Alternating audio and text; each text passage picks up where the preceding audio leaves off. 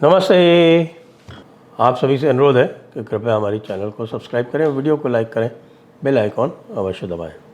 आज लोकसभा में मोदी जी के भाषण के बाद आप लोगों की प्रतिक्रिया क्या है, मैं जानना चाहता हूं। मैं जानना इसलिए चाहता हूं कि एक प्रश्न मेरे मस्तिष्क में बार बार आ रहा है और उसके बारे में मैं आज चर्चा करना चाहता हूं, और वो ये है कि इस पूरी बहस से किसको क्या फ़ायदा हुआ, क्या नुकसान हुआ। या इसको अगर दूसरी तरह से कहें तो ये जो विपक्ष ने ये मोदी की पिच पर ये बहस कराई, ये क्या सोच के कराई थी। और जो छीछा लेदर हो रही है, विपक्ष को छिछोरा तक कह दिया गया मोदी के द्वारा, और विपक्ष का इसके पास कोई उत्तर नहीं था, क्योंकि बातें ही ऐसी हो रही थी। जिस प्रकार के वक्ता उन्होंने नियुक्त किए थे उसमें बातें इसी प्रकार की होनी ही थी। क्योंकि कोई भी वक्ता यदि गंभीर नहीं है, यदि वो अध्ययनशील नहीं है, तो वो दूसरे गंभीर और अध्ययनशील व्यक्ति का सामना कैसे करेगा। भाई, कांग्रेस का ही यदि उदाहरण ले लें तो आज कांग्रेस ने एक और भी बहुत ही मैं कहूँगा कि एक अप्रतिम उपलब्धि की है।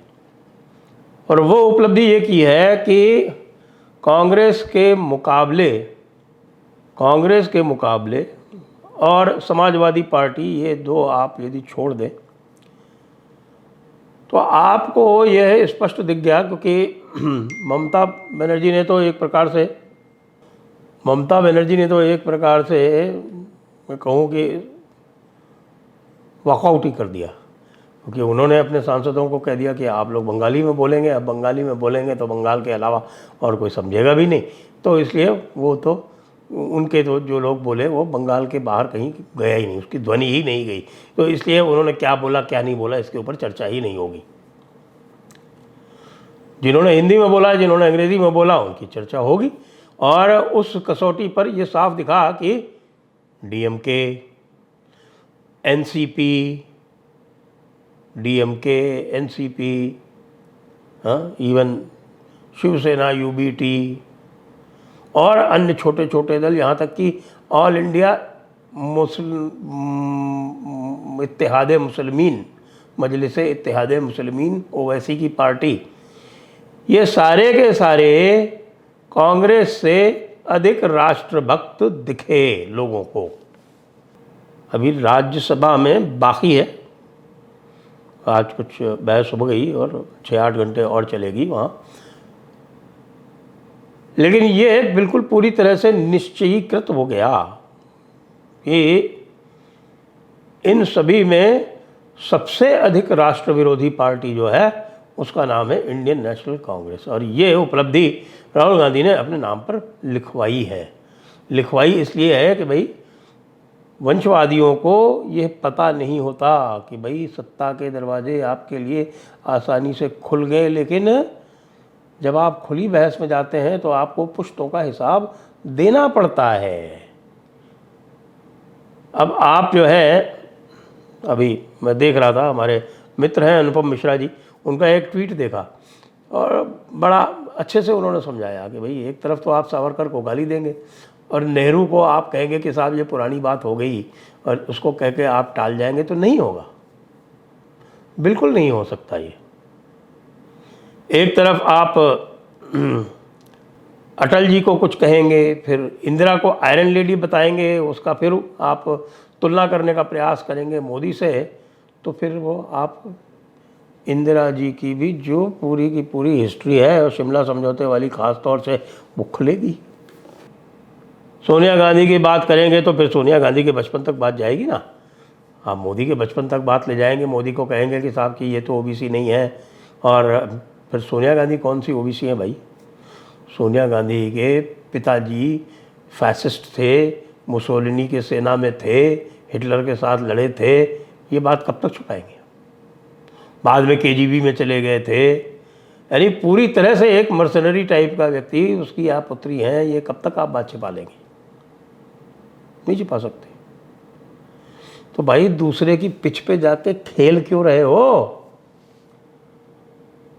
अपनी पिच पे क्यों नहीं खेलते? मोदी की पिच पे खेलने चले गए। यानी ऑपरेशन सिंदूर आज तक का सबसे अभूतपूर्व सफल भारत का सैन्य अभियान, जिसने 88 घंटे के अंदर नाक रगड़ दी पाकिस्तान की, पाकिस्तान को घुटनों पे आके भारत से चिरौरी करनी पड़ी कि भाई माफ़ कर दो, रोको किसी भी तरह से, हम बेबस हैं। उनके खुद के प्रधानमंत्री ने कहा कि हम बेबस थे, हमारे पास कोई चारा नहीं था। ये सारी चीज़ें रिकॉर्ड पे हैं, पूरी दुनिया देखती है। आजकल का वो ज़माना रहा नहीं कि एडिटर्स जो थे वो सब कुछ एडिट करके और अपने हिसाब से परोस देते थे। खाली times of India, Hindustan times चलते थे पूरे भारत में, और वो जो लिख देते थे वही एक प्रकार से जो सार्वभौमिक सत्य माना जाता है वो था, गॉस्पेल ट्रूथ जिसको बोलते हैं क्रिश्चियंस के यहाँ। वो ना वो अब ना चलेगा। आजकल में तो जिस किसी के पास ये स्मार्टफोन है भैया, वो खुद का एडिटर है। हमारे जयपुर डायलॉग्स जैसे मंच हैं जहाँ हर बात की विवेचना हो जाती है। ऐसे मंच हैं जहाँ पर लोग आकर अपनी बात कह देते हैं, प्रश्न पूछ लेते हैं। फिर आप कैसे इसको झुठलाएंगे? और वो भी पार्लियामेंट में बहस करके, जबकि पार्लियामेंट में आपको बहस करते हैं, आप जानते हैं कि लाखों लोग देखेंगे उसको। लाखों लोग जो हैं वो कंकरेंटली देखेंगे और करोड़ों लोग जो हैं वो अंत तक देखेंगे। भाई एक एक विशेषकर से जिसने अच्छा बोला होगा वो बार बार देखा जाएगा और हर चीज़ जो है वो तौली जाएगी। आप कह रहे कि नहीं, राहुल गांधी का मास्टर स्ट्रोक है ये। अगर यही मास्टर स्ट्रोक है तो भाई ऐसे मास्टर स्ट्रोक रोज रोज रखो। राहुल गांधी बार बार चुनौती देके और बार बार खेत रहना, यानी जिसको कहते हैं ना कि साहब के 100 जूते खाएं, तमाशा घुस के देखें। ये 100 जूते रोज खाते हैं राहुल गांधी और उनका परिवार, और वही घुस के तमाशा देखते हैं। और पता नहीं क्या जो है वो ब्रांडेड टी शर्ट जो है वो टाइट फिट वाली, यहाँ पे आर्म्स टाइट फिट वाली, जिसमें आपके बाइसेप्स दिखते हैं। भाई ये बुद्धि की कुश्ती है, ये WWF की वो फिक्स्ड मैचेस नहीं है हल्क होगन वाले। ना हल्क होगन रहा ना खली रहा। वो हल्क होगन और खली की लड़ाई नहीं है यहाँ बुद्धि कौशल की लड़ाई है, इसकी दिमाग की। और इसमें मेरिट आवश्यक है। इसमें चाहे आपका रिजर्वेशन वंश के आधार पे हो या खड़गे जी की जाति के आधार पर हो, यदि आप में मेरिट नहीं है तो आप सामना नहीं कर सकते। इसीलिए जो आपने ये निश्चय किया कि आप शशि थरूर और मनीष तिवारी को सामने नहीं बुलवाएंगे, वह आपके सबसे बड़ी गलती थी। मैं कहूँगा सबसे बड़ी गलती नहीं थी भाई, एक प्रकार से आपका स्वयं का आपने आत्मघात किया है ये। और ये जो हुआ है आज जो हो रहा है, आज राज्यसभा में होगा, और कल जो हुआ है, कल और परसों जो लोकसभा में, आपको बहुत भारी पड़ने वाला है। क्योंकि इसमें जो है वो खूब सारी क्लिप्स बनेंगी और वो क्लिप्स चलेंगी, वो आज तक नहीं चलेंगी, 2029 के इलेक्शन तक चलेंगी। और ऑपरेशन सिंदूर ऑनगोइंग है, कभी भी पाकिस्तान पर दोबारा प्रहार हो जाएगा। आप इसमें कहीं भी एक भी कोजेंट पॉइंट नहीं ला पाए। आपने इसमें इंडस वाटर ट्रीटी का कोई चर्चा ही नहीं की। आपकी तरफ से इंडस वाटर ट्रीटी का सस्पेंशन जो है वो कुछ है ही नहीं। ऐसा लगता है कि आपको उससे बहुत दुख हुआ है।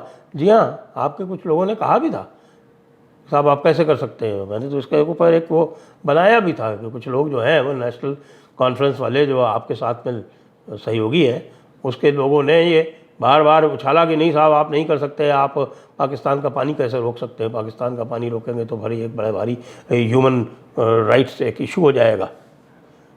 ये तो आपके सहयोगियों का मत है। पाकिस्तान पे ऑप सिंदूर पे चर्चा हो रही है, पाकिस्तान पे ऑप सिंदूर पे चर्चा में इंडस वाटर ट्रीटी का आप उल्लेख नहीं करेंगे, सामने वाला उल्लेख करेगा तो ये भी बताएगा ना कि 1960 में आपके लोगों ने क्या किया था, क्यों नहीं बताएगा? उसकी बड़ी उपलब्धि है भाई। आपने 80% पानी जो था वो सरेंडर किया था, उसको कहते हैं सरेंडर। जो बार बार आप बोलते हो ना नरेंद्र सरेंडर, वो था सरेंडर, नेहरू सरेंडर। और नेहरू ने तो कितनी बार ब्लंडर किया, कितनी बार सरेंडर किया, उसकी तो अनगिनत गाथाएं हैं। इंदिरा गांधी ने जो सरेंडर किया उसकी भी कई सारी गाथाएं हैं। शिमला समझौता क्या था? ये सरेंडर नहीं था। तो मुझे लगता है कबर तो ये लगातार खोदते रहते हैं, लेकिन आज उस कबर में एक बहुत बड़ा गड्ढा खोद लिया, निकट पहुंच रहे हैं बॉटम के। प्रियंका गांधी, राहुल गांधी, एक तो बिल्कुल एग्रो में ऐसे बोलता है जैसे पता नहीं क्या छोड़ देगा, पार्लियामेंट को खा जाएगा, पार्लियामेंट को उठा के फेंक देगा। पूरा वही लेफ्टिस्ट नैरेटिव बताया कि साहब की सारी इंस्टीट्यूशंस जो है ये सब बेकार है, लेनिन की तरह बन, ड्यूमा पे कब्जा कर। हम समझते नहीं है क्या? हमने इतिहास पढ़ रखा है, तुमने बड़े पढ़ा हो ना पढ़ा हो राहुल गांधी जी। ड्यूमा पे कब्जा नहीं हो पाएगा यहाँ। तुम्हारे पास ना कोई ऐसी सेना है और ना भारत की सेना कभी तुम्हें सपोर्ट करने वाली है, क्योंकि तुम्हारी हरकतें ऐसी हैं कि तुम देश को बेच कर खाने वाले हो। इस देश की जो अस्मिता है वो अलग तरह की है, ये कम्युनिस्टों वाली अस्मिता है नहीं। कम्युनिस्टों का क्या हाल किया है इस देश ने सबको पता है। अब आप नए कम्युनिस्ट बने हो तो नए कम्युनिस्टों का हाल भी वही पुराना होने वाला है। क्या बोल रहे थे आप? ट्रम्प ट्रम्प ट्रम्प ट्रम्प 10 बार कह दिया, तुम्हें अपने उसको ऊपर विश्वास नहीं है। बाहर कोई भी कुछ भी चिल्लाने लगे, बस कभी ट्रम्प लिया होगे, कभी बाहर किसी ने और कुछ कह दिया तो वो आ जाएगा, कभी आसिम मुनीर कुछ कह देगा तो कर देंगे। कि यही काम है क्या? भारत के जो नेता हैं और भारत के जो प्रधानमंत्री हैं वो यही करते रहेंगे कि साहब किसी ने कहाँ कुछ कह दिया, कहाँ कुछ कह दिया, उसी का खंडन करते रहे? ये खंडन करने का काम जो MEA का स्पोक्समैन है उसका है, और वो कर चुका है इसका खंडन। ट्रंप कोई 30 मार खा नहीं, अभी तक समझ में नहीं आया।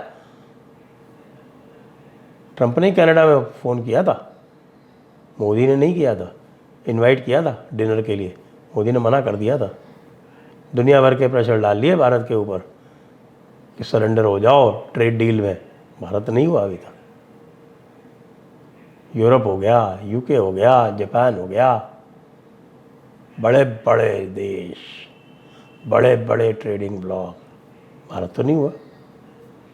आसिम मुनीर जाके ट्रंप के पास बैठ गया तो ये भारत की डिप्लोमेटिक फेलियर है। ये तो इनका डिप्लोमेसी का और फॉरेन पॉलिसी का ज्ञान है। और आज राहुल गांधी ज्ञान दे रहे थे कि देखो मैं तुमको फॉरेन पॉलिसी बताता हूँ कि this prime minister is useless. You are useless भाई। तो जैसा मैंने आपको निवेदन किया, यही अगर गौरव गोगोई की जगह पे कहीं शशि थरूर से करवा देते ना, तो शशि थरूर के पास वो वाकपटुता है कि वो समर्थन करते करते भी कांग्रेस की नैया भी पार निकाल ले जाता। लेकिन नहीं, तुमको तो OBC से बुलवाना है, तुमको तो SC ST से बुलवाना है, तुमको योग्य व्यक्ति से थोड़ी बुलवाना है। नहीं बुलवाना तो करो, मुझे मौज लो। अभी कल और छीछा लेदर होनी है, अभी हम और इसका अगला अंक भी छापेंगे, तुम्हारी जो कल छीछा लेदर होगी उसकी। आप सभी लोग कल भी आइएगा, कल भी इसका अगला अंक जो है हम और चटखारे लेके और बताएंगे आपको कि क्या हुआ। अभी तो अखिलेश बाबू का भी मानमर्दन बाकी है ना, देखते हैं। कल मिलते हैं फिर से। जय हिंद, जय भारत, वंदे मातरम।